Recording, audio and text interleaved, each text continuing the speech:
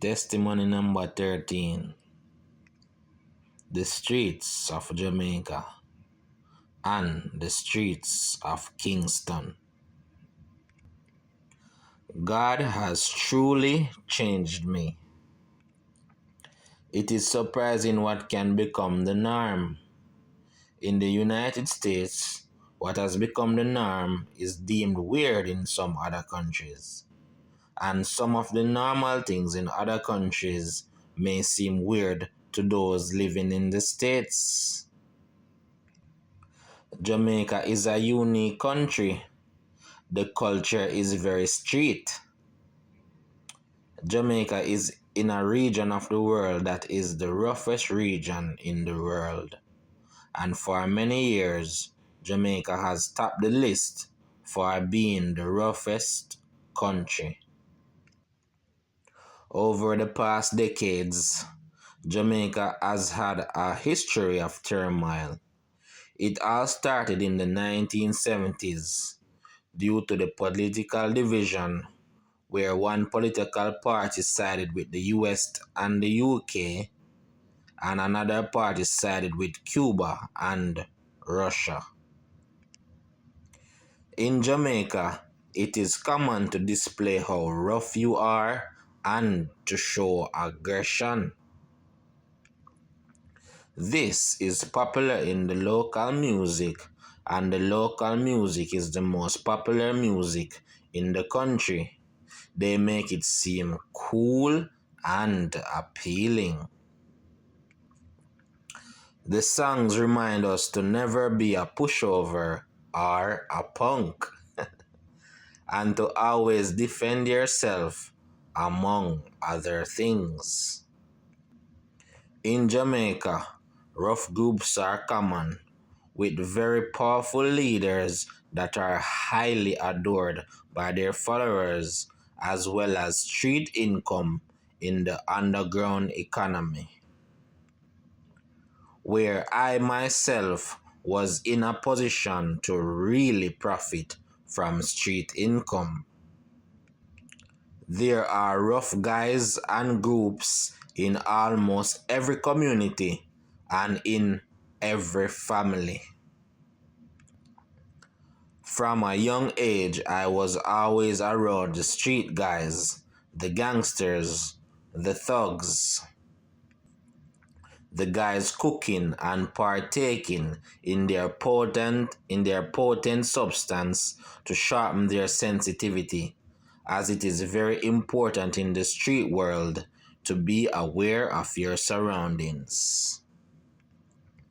Growing up, I had a rough time because Jamaica is a poverty-stricken third world country, and I was the fortunate kid who traveled abroad on holidays. It made me a target. To the jealous, I was too popular and too many girls liked me. For these reasons, I had to be able to defend myself. From high school, I had to be prepared for conflict. This includes arming myself. But that was not enough, because if you are alone, you can face a group. Jamaica is run by groups and friends of friends. The larger your network, the better, with as many connections as possible. In university, I also had to let the tough guys know about my thing. These tough guys are not from school, but from the dangerous, crime-stricken communities surrounding the school. I lived in one of them. I had to let them know that my people are the roughest of the roughest, and all it takes is one phone call for them to get down.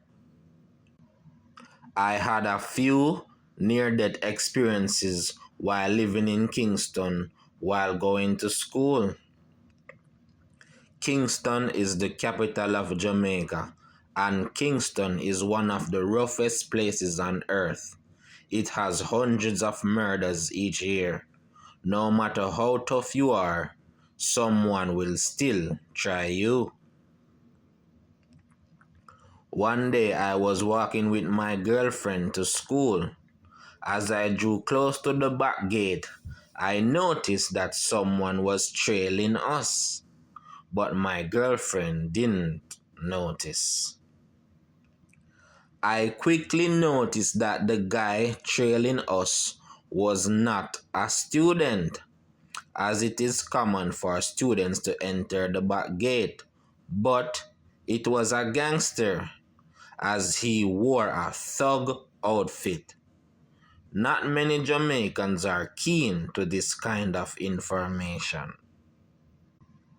And he wouldn't be trailing us without a weapon, and I wasn't armed.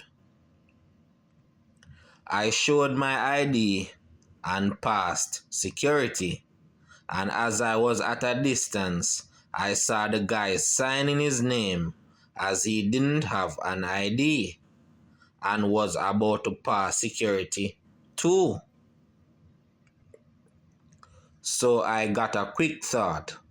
Stop somewhere near the main security base and let him pass. Also, wait a while until he is far out of sight. After that, I then went on my way and I didn't see him. Then I started to tell my girlfriend what had happened. And I looked behind me and there was the guy again. I had to escape again. When in danger like this, I could not let him know that I knew that he was trailing us. So I played it cool for a distance. Then I used some street psychology, pretending like I had an issue that made me very miserable and acting like I was looking for something. Then I quickly went another direction, away from the main path, as I sensed that he would pounce in the lonely area further down that path. Then I alerted some security guards and they got on their radio and called for backup. I then put my girlfriend on a taxi and then headed back to school, where I had another friend waiting in a car. We then drove to a safe location. I don't know if the motive was only robbery. God saved me. And He has transformed my life to be a more refined young man, to make only legit income, to not be violent, and to seek protection from Him.